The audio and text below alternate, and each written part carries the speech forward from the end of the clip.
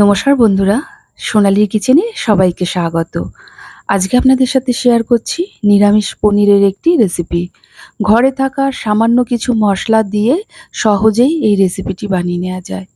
খেতে কিন্তু অসম্ভব ভালো হয়। আসুন দেখে নেওয়া যাক আমার আজকের রেসিপি।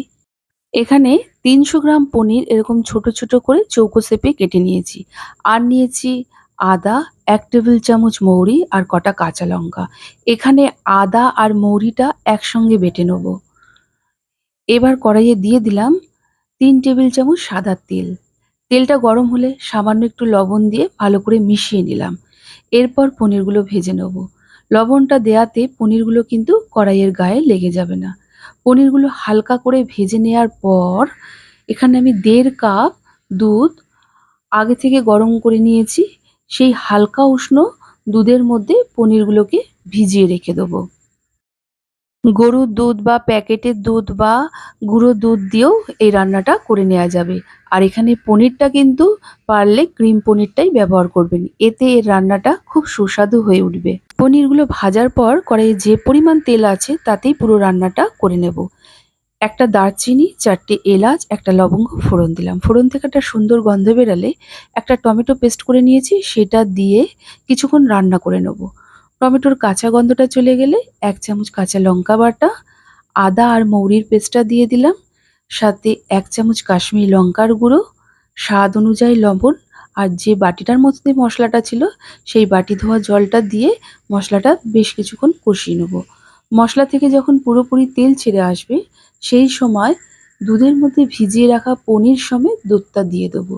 এবার ভালো করে মিশিয়ে নিয়ে গ্যাসের ফ্লেমটিকে প্রথমে হাইতে দেবো। তারপরে ভালো করে মিশিয়ে নেব। এই সময় যদি প্রয়োজন পড়ে একটু লবণের অবশ্যই চেক করে দেখবেন। আমার একটু লবণের প্রয়োজন ছিল, তাই সামান্য একটু লবণ দিয়ে নেব। সাথে ৪টে কাঁচা লঙ্কা চিড়ে দিয়ে দিলাম। গ্রেভিটা যখন ভালোভাবে ফুটে উঠবে সেই সময় গ্যাসের ফ্লেমটিকে মিডিয়ামে করে দিতে হবে। আমার রেসিপিগুলো যদি ভালো লেগে থাকে প্লিজ আমার চ্যানেলটিকে সাবস্ক্রাইব করে পাশে থাকা বেল আইকনটি অবশ্যই প্রেস করবেন। এতে আমি যাই রেসিপি আপলোড করব না কেন নোটিফিকেশন সবার প্রথম আপনার কাছে গিয়েই পৌঁছাবে। রান্নাটা আমাদের প্রায় হয়েই গেছে। দেখুন গ্রেভিটা গামাখো হয়ে গেছে। ঠিক এই সময় কিছুটা পরিমাণ ধনেপাতা কুচি দিয়ে হালকা হাতে একটু মিশিয়ে নিলাম। ঠিক নামানোর আগে ১ চামচ ঘি দিয়ে হালকা হাতে একটু মিশিয়ে নেব। তারপর গ্যাসের ফ্লেমটিকে অফ করে কিছুক্ষণ স্ট্যান্ডিং টাইমে রাখবো। তারপরে সার্ভ করব। বন্ধুরা, এই মৌরি আর দুধ দিয়ে পনিরের রেসিপিটা আপনারা বাড়িতে বানিয়ে ট্রাই করুন। আর কেমন লেগেছে আমাকে অবশ্যই কমেন্ট করে জানাবেন।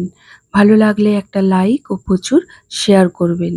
গরম ভাতের সাথে যেমনি খেতে ভালো লাগবে তেমনি পোলাও, ফ্রাইড রাইস, লুচি, রুটি, পরোটা, নান, কুলচা এসবের সাথে খেতে কিন্তু অসম্ভব ভালো লাগবে।